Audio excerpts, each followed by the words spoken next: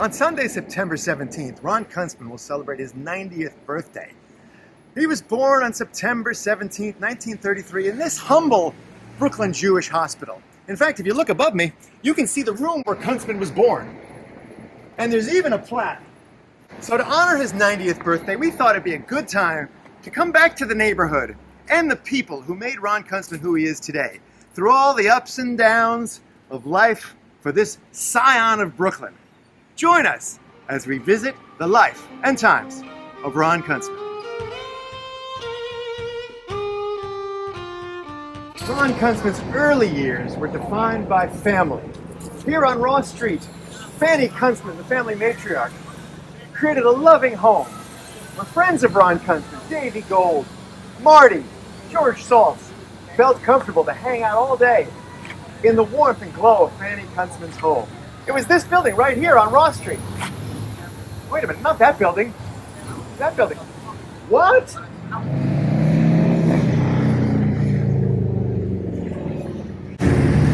Yes, this is the spot where Ron Kuntzman and his pals grew up.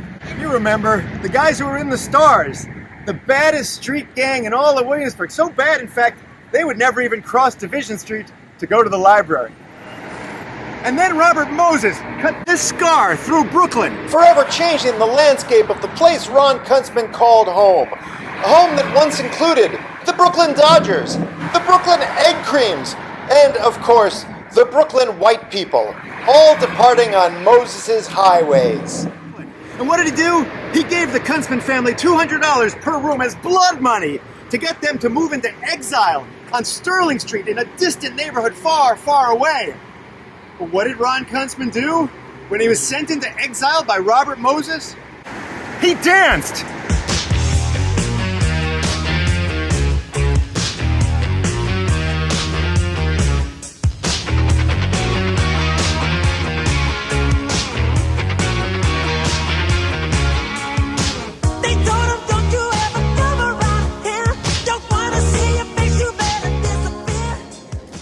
As you can see, we're now on Sterling Street, where the Kuntzman family was forced to relocate after the blackmail by the hated Robert Moses. They ended up in this nondescript, poorly ventilated home with no running water, no Shabbos goy, and of course, no Nordic track system. But what did Ron Kuntzman do when he ended up in this hovel? He danced.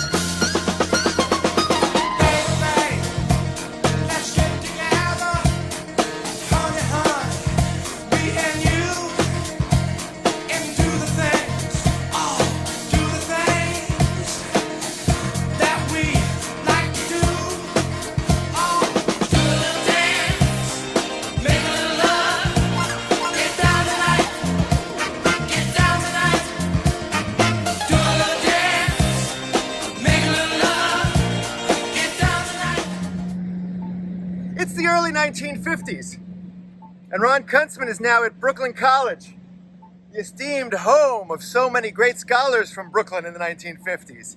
Now, Kuntzman, of course, came out of Williamsburg with a deep desire to explore his theatrical side, and he wanted to study marionette theater under the great Martin Crazy Hands Dugenheimer. Unfortunately, the class was full, and Kuntzman had to enroll in biochemistry. Now, what did Ron Kuntzman do when he suffered that ignoble defeat? He danced! Do you remember when it first started? September, love was changing the minds, tender, while chasing the clouds away. Our hearts were ringing in the It's the mid-50s now, and Ron Kuntzman has graduated from Brooklyn College with a biopharmacological degree unparalleled. What did he want to do with that degree? Right now we're at the headquarters of Pfizer, where Ron Kuntzman hoped he could get a job working on Pfizer's experimental but very promising. But unfortunately Pfizer didn't hire him. What did Ron Kuntzman do after that epic and deflating defeat? He danced.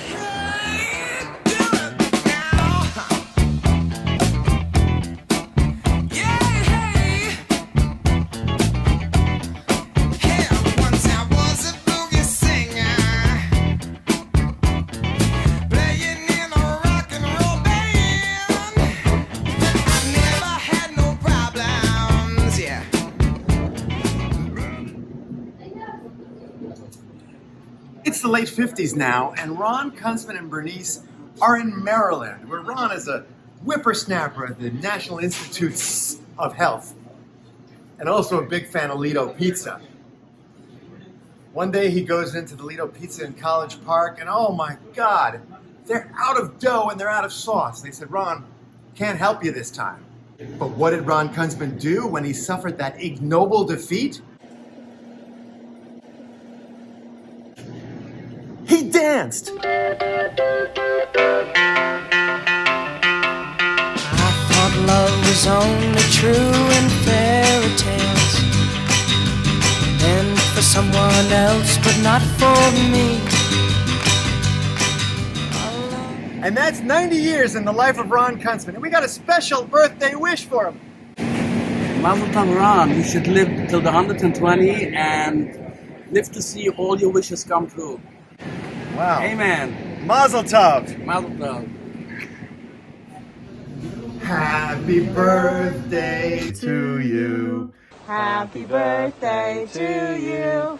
Happy birthday, dear Grandpa.